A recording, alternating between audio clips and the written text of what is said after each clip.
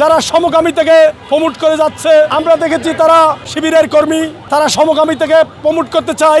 আমরা বাংলাদেশ জাতীয়তাবাদী ছাত্র দলের নেতাকর্মীরা দায়িত্বহীনভাবে বলে দিতে চাই, ঢাকা বিশ্ববিদ্যালয় সহ বাংলাদেশের সকল শিক্ষা প্রতিষ্ঠানে আমরা সমকামিতার বিরুদ্ধে দাঁড়াবো ইনশাআল্লাহ।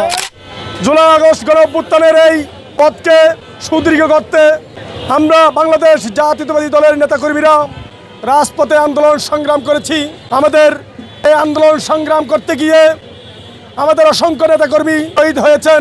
বাংলাদেশ জাতীয়তাবাদী ছাত্র দলের 144 জন নেতাকর্মী এই গণঅভ্যুত্থানে শহীদ হয়েছেন। আমরা কখনো এই গণঅভ্যুত্থানের ক্রেডিট নিতে যাইনি। আমরা আমাদের নেতা তারেক রহমানের নেতৃত্বে, তারেক রহমানের দিক নির্দেশনায় আমরা এই জুলাই আগস্ট গণঅভ্যুত্থানে ঝাঁপিয়ে পড়েছিলাম। আজকের দিনে আমরা আমাদের যে সকল ভাইয়েরা শহীদ হয়েছেন তাদেরকে শ্রদ্ধাভরে স্মরণ করছি। একই সাথে যারা আহত হয়েছেন, চিকিৎসাধীন রয়েছেন, তাদের সুস্থতা কামনা করছি।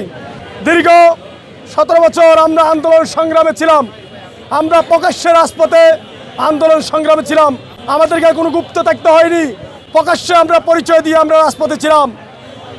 আন্দোলন ছেড়ে দিয়ে আমাদের সবজি কিনতে যাইতে হয়নি। আমরা রাজপথে ছিলাম। একটি অপশক্তি আমাদের দেশকে নিয়ে, যারা বাংলাদেশকে ধারণ করে না, যারা বাংলাদেশের যে অগ্রযাত্রা, সেই অগ্রযাত্রা রক্ষা করার জন্য বিভিন্নভাবে পায়তারা করে যাচ্ছে।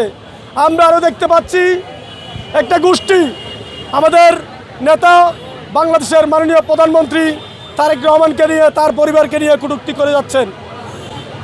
2 দিন আগে আমরা দেখেছি ঢাকা বিশ্ববিদ্যালয়ের সূর্যসেন হল এবং গতকাল শহীদুল্লাহ হলে একটা গোষ্ঠী যারা সমকামী থেকে প্রমোট করে যাচ্ছে, আমরা দেখেছি তারা শিবিরের কর্মী।